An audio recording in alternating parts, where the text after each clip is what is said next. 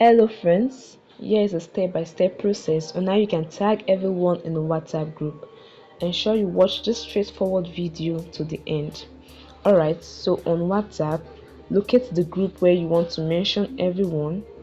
Then on the group, type in the @ symbol on your keyboard. Then this will bring a list of all your group members.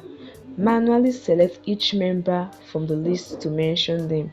As you can see on the screen, type in the @ symbol and select your group member.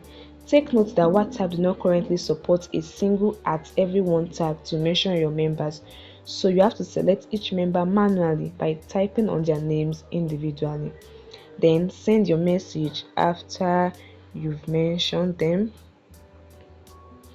Also, if you're an admin and you want to ensure everyone to see an important message, you can disable the group settings so that only admin can send message temporarily.